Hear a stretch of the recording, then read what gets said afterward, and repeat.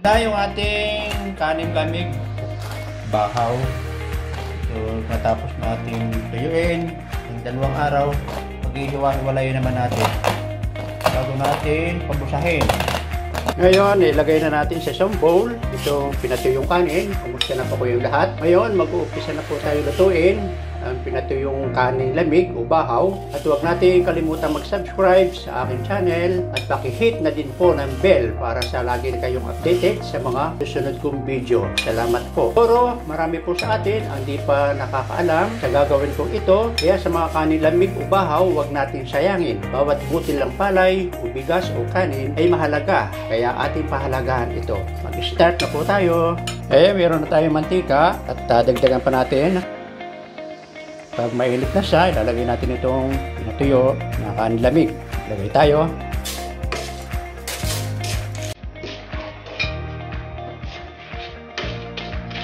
Dapat katamtaman lamang po ang apoy para hindi siya masunog. Yan na siya, nabusan na. Yan,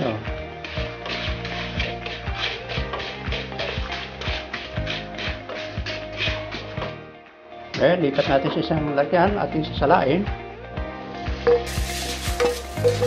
Tapos na natin mapabusa, ang gagawin natin, susunod natin, arnibal tayo ng asukal.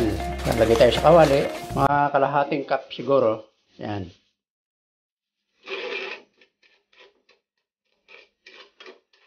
Pag na-arnibal natin ito, lalagay natin yung pinabusa na kaning lamig o bahaw. Ngayon tunaw na yung ating inarnibal na white sugar. Ito ay halos 1 cup yung napalagay ko na asukal. Tapos saka natin ilalagay itong ating pinabusa na kaning lamig o bahaw. Yan. Halo-haloy lang natin hanggang mag-mix lahat para mabalutan sila na itong ating tinunaw na asukal. Yan. Ito, ang ganda na nito. Pwedeng merienda, pwedeng panghimagas. At habang nanonood ka ng TV, pwede mo rin itong kainin. Ito, marami ka siguro matututo nito. Ito sa aking kalamang ito. Ngayon, okay na. Ilalagay natin ito sa isang, meron ako isang molde na para magandang tingnan. Ito naman nasa inyo yan kung saan nyo gustong ihulma. Ito, malapit na. Sasalin na natin ito. Sana nagustuhan ninyo ito aking video. At salamat sa inyong panonood.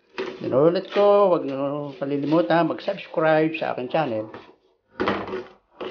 Ilagay po natin sa isang, ito sa aking molde. Yan.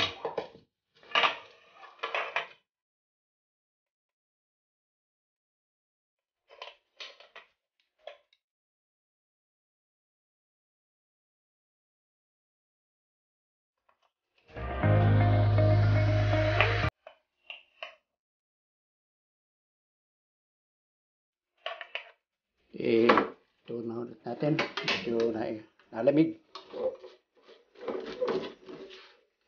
Ito na, ipaglalagay na natin sa isang molde. Paglamig nito, ilalagay natin sa isang lagayan. Ililipat natin at pwede na natin itong ipamerienda sa ating mga kasama.